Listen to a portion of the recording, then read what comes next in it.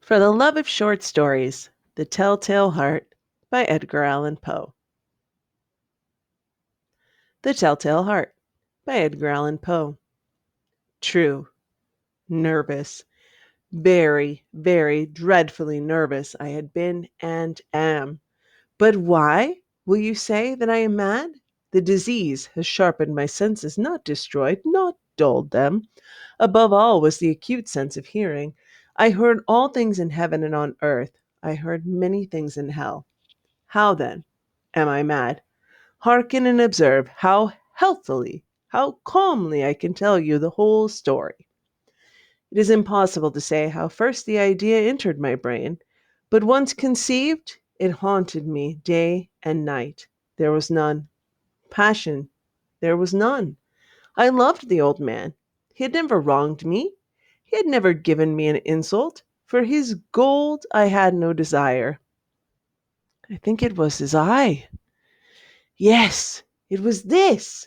He had the eye of a vulture, a pale blue eye, with a film over it. Whenever it fell upon me, my blood ran cold, and so by degrees, very gradually, I made up my mind to take the life of the old man, and thus rid myself of the eye forever. Now this is the point. You fancy me mad. Madmen know nothing. But you should have seen me. You should have seen how wisely I proceeded, with what caution, with what foresight, with what dissimulation I went to work. I was never kinder to the old man than during the whole week before I killed him. And every night about midnight I turned the latch of his door and opened it, oh, so gently. And then, when I had made an opening sufficient for my head, I put in a lantern, all close, so that no light shone. And then I thrust in my head. Oh, you would have laughed to see how cunningly I thrust it in. I moved it slowly, very, very slowly, so that I might not disturb the old man's sleep. It took me an hour to place my whole head within the opening so far that I could see him as he lay upon his bed. Ha! Would a man have been so wise as this? And then, when my head was well in the room, I undid the lantern cautiously. Oh, so cautiously, for the hinges creaked. I undid it just so much that a single thin ray fell upon the vulture eye. And this I did for 7 long nights, every night just at midnight. But I found the eye always closed, and so it was impossible to do the work, for it was not the old man who vexed me, but his evil eye. Every morning, when the day broke, I went boldly into the chamber and spoke courageously to him, calling him by name in a hearty tone and inquiring how he had passed the night. So you can see he would have been a very profound old man indeed to suspect that every night, just at 12, I looked in on him while he slept. Upon the 8th night, I was more than usually cautious in opening the door. A watchman's hand moved more quickly than mine. Never before that night had I felt the extent of my own powers, of my sagacity.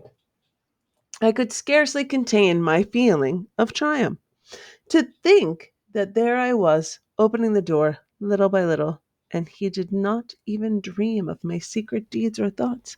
I fairly chuckled at the idea, and perhaps he heard me, for he moved on the bed suddenly, as if startled. Now you may think that I drew back, but no! His room was as black as pitch, with the thick darkness, for the shutters were close fastened, through fear of robbers. And so I knew that he could not see the opening of the door, and I kept pushing it on steadily. I had my head in and was about to open the lantern when my thumb slipped upon the tin fastening, and the old man sprang up in bed, crying out, "Who's there?" I kept quite still and said nothing.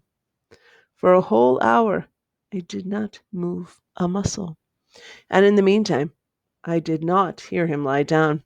He was still sitting up in the bed listening, just as I have done, night after night, hearkening to the death watches in the wall. Presently I heard a slight groan, and I knew it was the groan of mortal terror.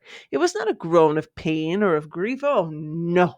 It was the low, stifled sound that arises from the bottom of the soul when overcharged with awe.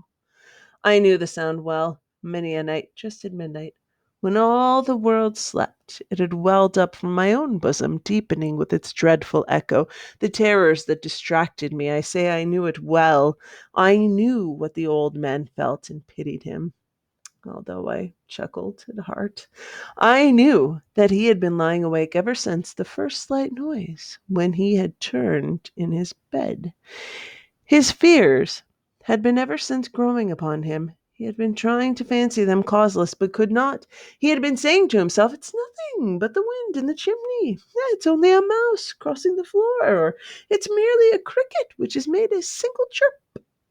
Yes, he had been trying to comfort himself with these suppositions.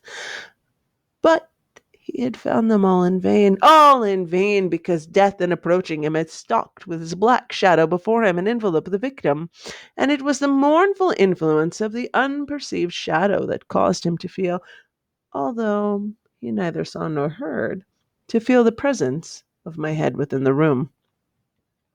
When I had waited a long time, very patiently, without hearing him lie down, I resolved to open a little, very, very little crevice in the lantern. So I opened it. You cannot imagine how stealthily, until at length, a simple dim ray, like the thread of a spider, shot out the crevice, and fell full upon the vulture eye. It was open, wide, wide open, and I grew furious as I gazed upon it. I saw it with perfect distinctness, all a dull blue, with a hideous veil over it that chilled the very marrow in my bones. But I could see nothing else of the man's face nor person, for I had directed the ray as if by instinct precisely on the damned spot. And have I not told you that what you mistake for madness is but over acuteness of the sense? Now I say, there came to my ears a low, dull, quick sound, such as a watch made when enveloped in cotton. I knew that sound well, too. It was the beating of the old man's heart. It increased my fury, as the beating of a drum stimulates the soldier into courage. But even yet I refrained and kept still. I scarcely breathed. I held the lantern motionless. I tried how steadily I could maintain the ray upon the eye. Meantime the hellish tattoo of the heart increased. It grew quicker and louder every instant, and the old man's terror must have been extreme. It grew louder, I say, louder every moment. Do you mark me well? I have told you that I am nervous, so I am. And now, at the dead hour of the night, amid the dreadful silence of the old house, so strange a noise as this excited me to uncontrollable terror. Yet for some minute longer I refrained and stood still. But the beating grew louder and louder. I thought my heart might burst. And now a new anxiety seized me. The sound will be heard by a neighbor. The old man's hour had come. With a loud yell, I threw open the lantern and leaped into the room. He shrieked once only. In an instant, I dragged him to the floor and pulled the heavy bed over him.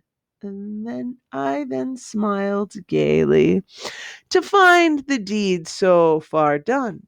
But for many minutes the heartbeat went on with a muffled sound. This, however, did not vex me. It would not be heard through the wall. At length it ceased. The old man was dead. I removed the bed and examined the corpse. Yes, he was stone dead. I placed my hand upon the heart and held it there many minutes. There was no pulsation. He was stone dead. His eye would trouble me no more. If you still think me mad, you will think so no longer when I describe the wise precautions I took for the concealment of the body. The night waned. I worked hastily, but in silence. First of all, I dismembered the corpse. I cut off the head and the arms and the legs. I then took up 3 planks from the flooring of the chamber and deposited all between the scattlings. I then replaced the boards so cleverly, so cunningly, that no human eye, not even his, could have detected anything wrong.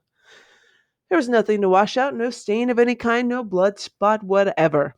I had been too wary about that. A tub had caught it all. Ha ha ha! When I had made an end of these labors, it was 4 o'clock, still dark as midnight. As the bell sounded the hour, there came a knocking at the street door. I went down to open it with a single heart. For what had I now to fear? There entered 3 men who introduced themselves with perfect suavity as officers of the police. A shriek had been heard by a neighbor during the night. Suspicion of foul play had been aroused. Information had been lodged at the police office, and they, the officers, had been deputed to search the premises. I smiled. For what had I to fear? I bade the gentleman welcome. The shriek, I said, was my own in a dream. The old man I mentioned was absent from the country. I took my visitors all over the house. I bade them search well. I had led them at length to his chamber. I showed them his treasures, secure, undisturbed. In the enthusiasm of my confidence, I brought chairs into the room and desired them here to rest from their fatigue, while I myself, in the wild audacity of my perfect triumph, placed my own seat upon the very spot beneath which reposed the corpse of the victim. The officers were satisfied. My manner had convinced them. I was singularly at ease. They sat, and while I answered cheerily, they chatted about familiar things. But ere long, I felt myself getting pale and wished them gone. My head ached, and I fancied a ringing in my ears. But still they sat and chatted. The ringing became more distinct. It continued and became more distinct. I talked more freely to get rid of the feeling, but it continued and gained definitiveness, until at length I found the noise was not within my ears. No doubt I now grew very pale, but I talked more fluently and with a heightened voice, yet the sound increased, and what could I do? It was a low, dull, quick sound, much such a sound as a watch makes when enveloped in cotton. I gasped for breath, and yet the officers heard it not. I talked more quickly, more vehemently, but the noise steadily increased. I arose and argued about trifles in a high key with violent gesticulations, but the noise steadily increased. Why would they not be gone? I paced the floor to and fro with heavy strides, as if excited by fury by the observations in the men, but the noise steadily increased. Oh God, what could I do? I foamed, I raved, I swore. I swung the chair upon which I had been sitting and grated it upon the boards, but the noise arose all and continually increased. It grew louder and louder, and still the men chatted pleasantly and smiled. Was it possible they did not? Oh, mighty God, no, no, they heard, they suspected, they knew. They were making a mockery of my horror. This I thought, and this I think, but anything was better than this agony. Anything was more tolerable than this derision. I could not bear those hypocritical smiles no longer. I felt that I must scream or die, and now again, hark, louder, louder, louder, louder, villains! I shrieked. Dissemble no more. I admit the deed. Tear up the blanks. Here is the beating of his hideous heart.